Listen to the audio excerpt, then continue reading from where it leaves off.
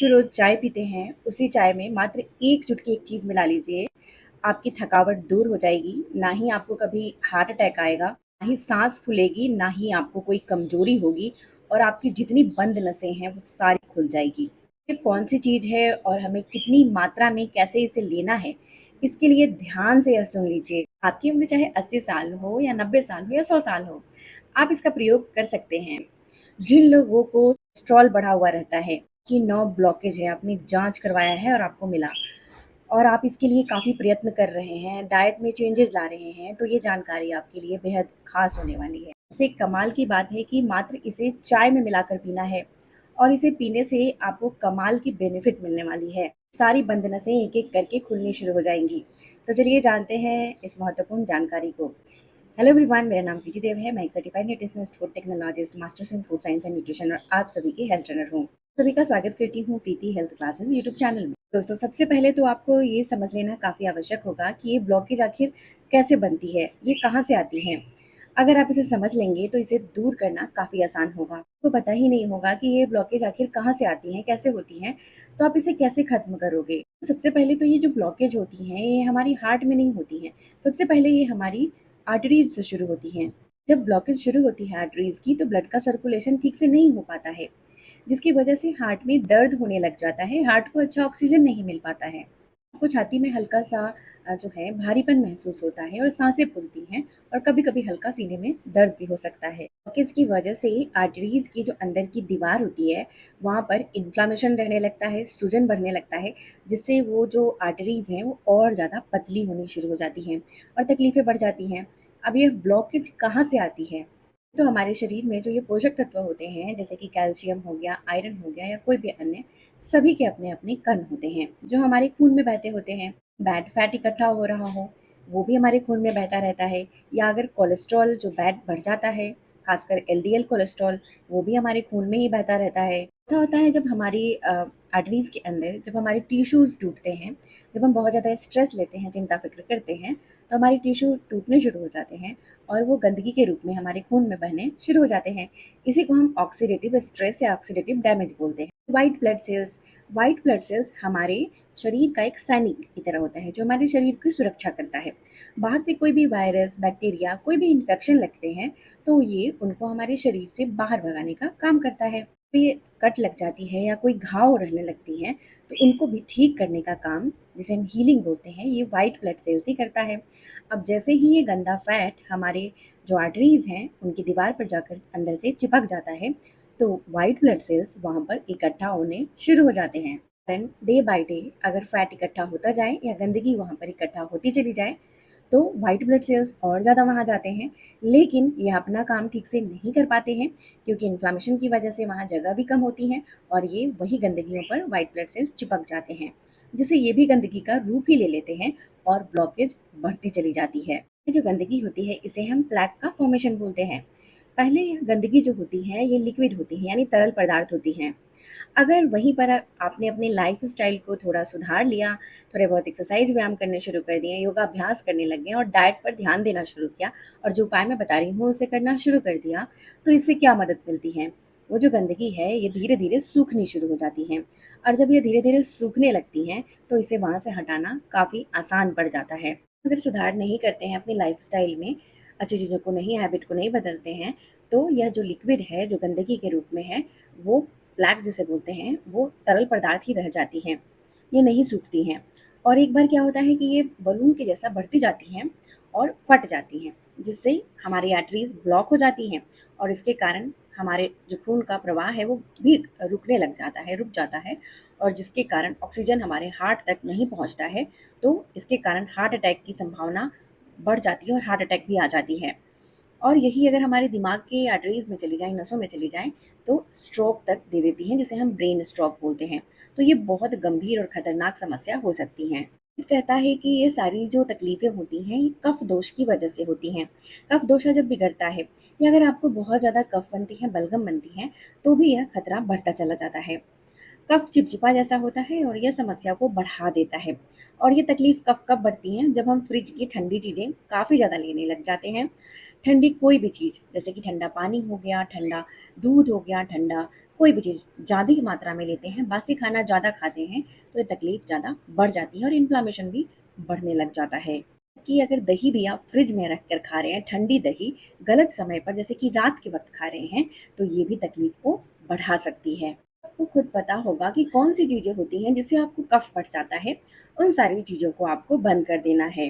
भी ठंडा नहीं खाना, हल्का गुनगुना ही खाना है, पानी हल्का गुनगुना पीना है और जो भी चीज़ आपको ज़्यादा तकलीफ़ें देती हैं, उसको दूर करने के साथ-साथ खाने में हरी सब्जियों और फलों को जो फ्रेश होते हैं, ताज़े होते हैं, उनको ही सेवन करना है। अच्छा, प्लेट को सुखाने का जो तरीका होता है वो होता है रोज़ एक्सरसाइज करना। अगर आप अपनी आदत में सुबह और शाम 15-15 मिनट भी पसीना बहाने वाली एक्सरसाइज करते हैं, तो इससे जो प्लेक होता है वो धीरे-धीरे सूखना शुरू हो जाता है और शरीर से आसानी से बाहर निकल जाता है। आपको चाय पीना बहुत पसंद है, तो आज मैं आपको बताने वाली हूँ एक ऐसी चीज़ जिसे आपने चाय में मिलाकर पीना शुरू कर दीजिए। देखेंगे कि आपकी जो यह प्लेक है वो सूखनी शुरू हो जाएगी और धीरे-धीरे शरीर से भी निकल जाएगी। इसे हमें बनाने के लिए जो चीज़ है 2-3 चीज़ों की आवश्यकता पड़ेगी, जिनमें सबसे पहले जो चीज़ लेना है वो लेना है अर्जुन की छाल।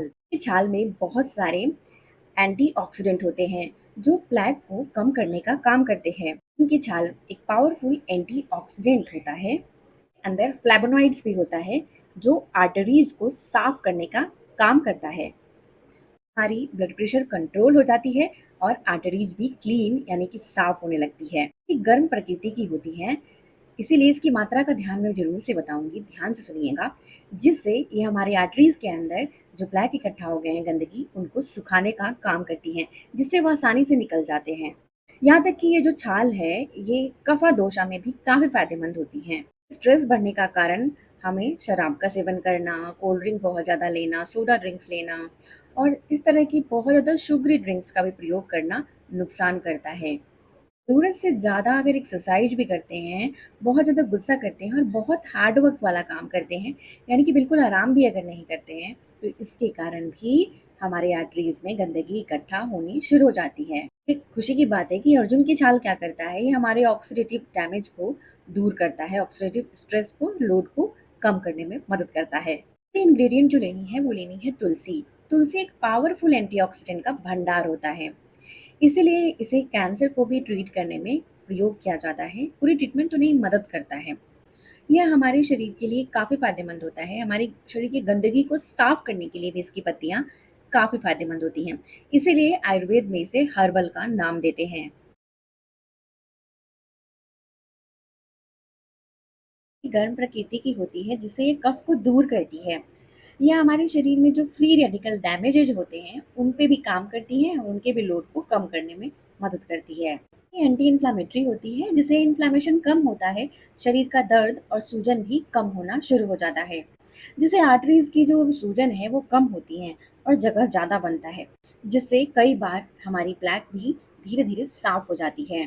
शरीर में अगर बहुत ज़्यादा बैड फैट है तो उसको भी साफ करने में तुलसी मदद करती है। साथ ही हमारे खून को साफ करने के साथ साथ पूरे शरीर को डिटॉक्स करती हैं। इसे कितनी प्रयोग करनी है ये हम सभी जानेंगे कि इसकी फॉर्मूला क्या है, पूरी डिटेल में मैं बताऊंगी। इसके बाद जो इंग्रेडिएंट लेना है वो इलायची। इलायची जो हम प्रयोग करते हैं वही। इलायची खाने से मन खुश रहता है। आपने सुना होगा ये डाइजेशन में भी काफ़ी फ़ायदेमंद होती है, पाचन को बढ़ाती हैं और स्ट्रेस को कम करती हैं, नींद अच्छे लाने में मदद करती हैं। इसकी ब्लॉकेज को साफ करने में मदद करती है क्योंकि इसकी तासीर जो होती है वो हल्की गर्म ही होती हैं। साथ ही ये फ्लेवर देने के साथ-साथ हमारे शरीर में बहुत फ़ायदेमंद है, इसकी बहुत सारे फ़ायदे होते हैं। इसीलिए एक इलायची भी अगर आप प्रयोग कर लेते हैं अपनी चाय के साथ, तो ये एक पावरफुल औषधि का काम करती है, जो नसों के ब्लॉकेज को साफ़ करती हैं और हार्ट के लिए काफ़ी फ़ायदेमंद होती हैं। मन बहुत घबराता है, सांसें फूलती हैं, तो उस दौरान आप एक ग्लास गुनगुने पानी में 1 चुटकी इलायची का पाउडर डालकर अगर पी लेते हैं, तो आपको काफ़ी रिलैक्स महसूस होता है। इंग्रेडिएंट है वो बहुत कमाल का है, वो है सौंफ। सौंफ इन सभी की तासीरों को अच्छे से बैलेंस करता है, जिससे शरीर में ज़्यादा गर्माहट नहीं होती है और सारे मसाले अपना काम बखूबी कर पाते हैं। सौंफ स्वाद देने के साथ साथ इसमें अच्छा फाइबर होता है, जिससे इसकी सोल्यूबल फाइबर बोलते हैं, जो हमारे शरीर की जो डाइजेशन है यानी पाचन है उसको बढ़ा देता है। अगर आपको खाना नहीं पचती है, बार बार आपको कब्ज रहती है, उसके कारण शरीर के अंदर टॉक्सिन्स इकट्ठा होते हैं जो नसों में ब्लॉकेज का रूप ले सकते हैं। इसीलिए हमें सौंफ का प्रयोग सीमित मात्रा में और सही तरीके से करना चाहिए। सौंफ हमारे हार्मोन को बैलेंस करने का भी काम करते हैं क्योंकि इसमें बहुत सारे पावरफुल फ्लैवोनॉइड्स होते हैं। सौंफ हमारे ब्लड वेसल्स को रिलैक्स करते हैं और उनकी जो नरमाहट है वो बनाने में मदद करते हैं, जिससे ब्लड का सर्कुलेशन अच्छे से होना शुरू हो जाता है। और जो प्लेक है जो गीली रहती है, जो नुकसान करती है, उसे भी सुखाने में यह धीरे धीरे मदद करता है। यह हमारे पूरे शरीर को डिटॉक्स करता है, खून की सफाई करता है, इसीलिए हम इसे शरीर का झाड़ू वाला का नाम देते हैं।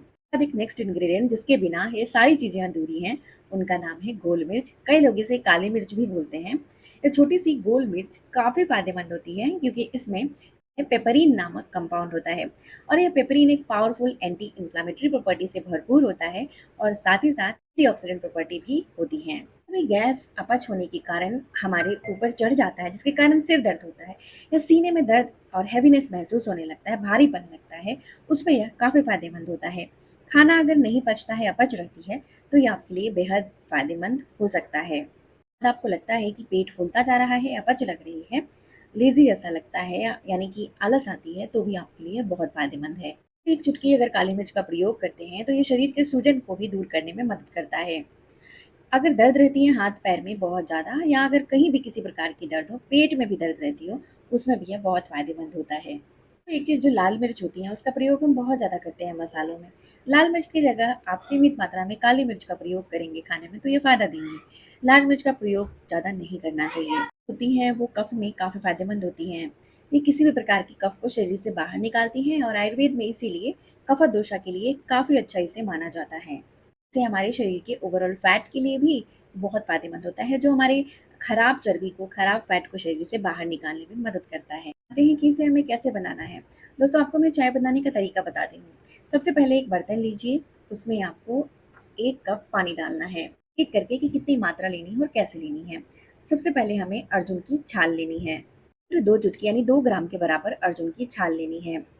इसके बाद आपको लेनी है तुलसी की पत्तियाँ। तुलसी की पत्तियाँ 5 या 6 ले सकते हैं और इसे हल्का कूट कर आपको पानी में दोनों चीज़ों को डाल देना है। इसमें हम 1 इलायची को कूट कर डाल देंगे। अगर आपके पास इलायची की पाउडर है तो अभी नहीं मिलाइएगा। इसे धीमे आँच पे आपको पकाना है, ज़्यादा तेज़ आँच पे नहीं, नहीं तो इसके सारे तत्व नष्ट हो जाते हैं। अब इसके बाद हम इसमें डालेंगे सौंफ। छोटे चम्मच से आधा चम्मच सौंफ आप इसमें डाल देंगे, दरदरा कूट कर या वैसे भी आप इसमें डाल सकते हैं। कुछ लोगों को एसिडिटी हो जाती है, गैस बनने लगती है, डकार आने लगती है, वो सारी समस्याएं नहीं आएंगी अगर आप सौंफ का प्रयोग करेंगे। इसमें काली मिर्च आपको बिल्कुल नहीं डालनी है। मैं बताऊंगी काली मिर्च कैसे डालनी है। दोस्तों इसे अच्छे से उबाल लेना है। जब ये अच्छे से उबलता है तो साथ में आपको चाय पत्ती डालनी है। चाय पत्ती आप चम्मच से आधा चम्मच डालिए और खूब अच्छे से इसे आप एक लीकर बनाकर तैयार कर लीजिए। फिर मैं आपको बताऊंगी इसमें दूध कैसे मिलाना है। अगर आपको दूध वाली चाय पसंद है तो आपको दूध जो लेनी है मलाई के बिना लेनी है और दूध आपको क्या करना है कि कम मात्रा में मिलाना है। आप आधा कप दूध को एक बर्तन में डालकर अच्छे से गर्म कर लीजिए। जब दूध गर्म हो जाता है तब तक आपकी ये लीकर भी बनकर तैयार हो गई है। अब जब लीकर बनकर तैयार हो गई है तो इसे छान कर आप कप में निकाल लीजिए। अगर आपको मीठा पसंद है, वैसे तो बिना मीठा भी चाय आपके लिए फ़ायदेमंद है, लेकिन आपको थोड़ा मीठा चाहिए अगर, तो थोड़ा-सा गुड़ इसमें मिला सकते हैं, ज़्यादा नहीं। गुड़ जिसे हम जैगरी बोलते हैं, जैगरी पाउडर भी मिला सकते हैं।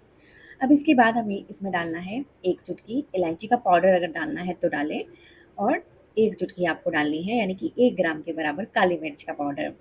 अब इसके बाद आपने जो दूध उबाला है, उसको मिला देना है। अब आपकी ये दूध वाली चाय बनकर तैयार हो गई है और ये सही तरीका है हमें दूध वाली चाय बनाने का, जिससे हमें बहुत सारे फ़ायदे मिल जाते हैं। एक बात, सबसे पहले उठते ही हम बेड पे ही टी पी लेते हैं, चाय पी लेते हैं, ये गलती बिल्कुल नहीं करनी है। आपको क्या करनी है कि चाय पीने से पहले कम से कम 2 ग्लास गुनगुना पानी पीने की आदत डालनी है। हो सके तो नींबू पानी अगर सूट करता है तो पहले गुनगुना पानी में नींबू मिलाकर उसे पीजिए। उसके बाद आपको क्या करना है कि बहुत चाय पीने का मन है, थोड़ा-सा कुछ खा लें। जैसे कि आप कोई भी खीरा खा सकते हैं या घर में कोई भी ककड़ी हो वो खा सकते हैं या किसी भी टमाटर ही खा लें। ठीक है? तो उसके बाद खाने के बाद आपको तब चाय पीनी है और एकदम से गरम-गरम, बहुत गरम चाय नहीं पीनी है। कई लोग बहुत गरम ही चाय पी जाते हैं। थोड़ा ठंडा करके और सिप-सिप करके धीरे-धीरे आपको चाय पीनी है। साथ आप भुने हुए चने भी ले सकते हैं, कम तेल में बने हुए होने चाहिए, या फिर आप चाय के साथ जो होता है अखरोट, आलमंड भी ले सकते हैं। लेकिन याद रखना है कि चाय आप नाश्ता के साथ नहीं ले सकते हैं। नाश्ता करने के अगर साथ लेते हैं तो आपकी आयरन एब्जॉर्प्शन यानी खून जो बनती है, आयरन ताकत देती है, कम हो जाती है। एब्जॉर्प्शन ठीक से नहीं होती हैं और बहुत सारी तकलीफ़ें भी देती हैं।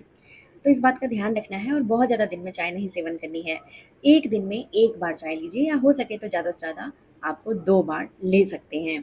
बहुत ज़्यादा चाय का सेवन करने से बचना है। साथ आपको थोड़े बहुत एक्टिविटी, एक्सरसाइज़, व्यायाम, स्ट्रेस को कंट्रोल करने के लिए योगा भी करना है। अगर इस तरीके से आप चाय का सेवन करना शुरू कर देंगे तो बहुत सारी औषधि के गुण आपको मिल जाएँगे। तो देखेंगे कि आपकी प्लेक की फ़ॉर्मेशन धीरे-धीरे कम होनी शुरू हो गई है और पूरी ज़िंदगी आप इससे बच जाएँगे। चाहे आपकी उम्र 80 साल हो या कितनी भी हो, आप इसे आसानी से प्रयोग कर सकते हैं। आज की जानकारी यहीं तक थी। तब तक अपना बेहद ख्याल रखिए और सबसे ज़्यादा ज़रूरी मुस्कुराना नहीं भूलिए। मुस्कुराते रहिए। शुक्रिया।